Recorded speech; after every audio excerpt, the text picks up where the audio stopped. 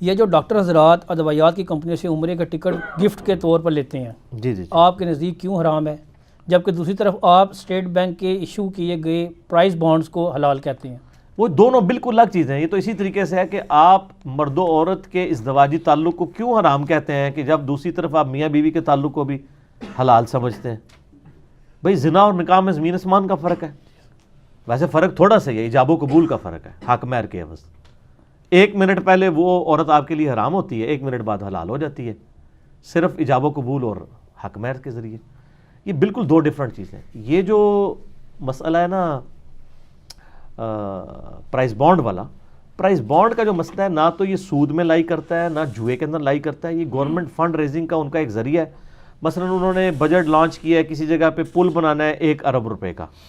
اب ان کے پاس اس وقت 80 کروڑ ہیں، 20 کروڑ کا انہوں نے ڈیٹ اٹھانا ہے، تو وہ پھر انسینٹیو دے دیتے ہیں کہ چلے ہم ایک پرائز بانڈ لانچ کر دیتے ہیں، اس سے 20 کروڑ کی فنڈنگ ہوگی، اور وہ یہ کہہ دیتے ہیں چلو جی ہمارے جو اس پروجیکٹ کی کاسٹ ہے وہ 1 ارب اور 3 کروڑ ہے، حالانکہ ہوتی 1 ارب ہے. 3 کروڑ وہ جو ڈیٹ ریزنگ انہوں نے کی ہے نا، اس میں وہ تقسیم کر دیتے ہیں. وہ یعنی اوورال گورنمنٹ کی، کیونکہ گورنمنٹ نے تو بعد میں ٹیکسی سے کور کر ہی لینا ہوتا ہے، تو وہ کہہ لیتے ہیں کہ ہم نے جو 20 کروڑ ادھار اٹھایا، اصل میں ہم نے 23 کروڑ اٹھا لیا، اس میں سے 3 کروڑ انہی کو واپس کر دیا. اصل رقم نہیں ڈوب رہی ہوتی پرائز بانڈ میں. اگر آپ 10,000 روپے کا یا 40,000 کا بانڈ لیتے ہیں، آپ جا کے جس وقت مرضی لیکویڈیٹ کروا لیں، اصل رقم تو اپنی جگہ رہتی ہے.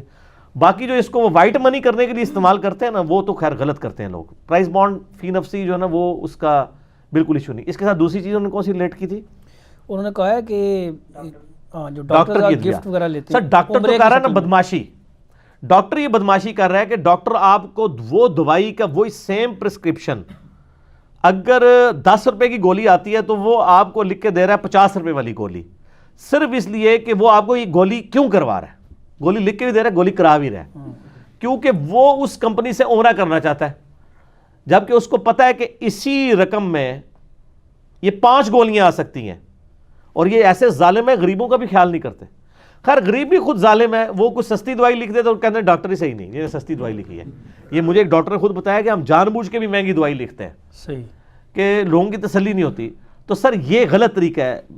آپ لوگوں کو ایجوکیٹ کریں کہ یار یہ دیکھو یہ فارمولہ لکھا ہوا ہے، اس کمپنی نے اسی فارمولے میں یہ دوائی بنائی ہوئی ہے، اس نے بھی اسی میں بنائی ہوئی ہے، اور دونوں یعنی اسٹیبلش کمپنیاں ہیں، گورنمنٹ سے منظور شدہ ہیں، صرف ان کا نام چل گیا ہے، انہوں نے خوبصورت پیکنگ بنا کے اسی چیز کو اتنے گنا مہنگا کر دیا ہے، اندر دوائی ایک ہی ہے. جس طرح آپ پیراسیٹامول دیکھ لیں، پیناڈول دیکھ لیں، شکر ہے یہ تو سستی ہیں نا، یہ تو چل رہی ہیں نا.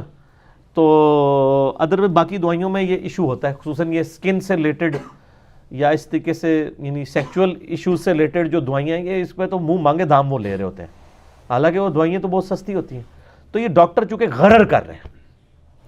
ٹھیک ہے کریں، عمرے کریں، صرف یہ کیا کریں کہ جو بھی بندہ آپ کے پاس آتا ہے جب اس کو دوائی لکھے نا، تو آپ 2 پرسکرپشن بنایا کریں. ایک بنایا کریں کہ یہ 1000 روپے کی ادویات آ رہی ہیں، اور دوسری میں لکھیں کہ یہی دوائی آپ کو 250 روپے میں مل جائے گی اسی فارمولے میں، تو آپ کی مرضی، آپ جو مرضی لے لیں. اور اس کے بعد آپ کو 1000 والا اگر عمرہ کرا جاتا ہے تو کرو سر. صحیح ہے، بالکل ٹھیک ہے نا. یہ غرر تو نہ کریں، دھوکہ دے رہے ہیں نا، عربی میں غرر کہتے ہیں دھوکہ دینے کو. تو آپ ان کی چمڑی اتار کے جناب عمرہ کر رہے ہیں، تو اس طرح کے عمرے تو آپ کے لیے لعنت کا سبب ہی بنیں گے، کوئی بخشش والا سبب نہیں بنیں گے. کیونکہ آپ وہ عمرے، وہ جو آپ کو کمپنی عمرہ کرا رہی کیوں کرا رہی ہے؟ اس لیے کہ آپ نے اتنے لوگوں کی چمڑیاں اتاری تھی. یہ تو آپ اتنے لوگوں کے ساتھ حقوق بات کا معاملہ خراب کر رہے ہیں.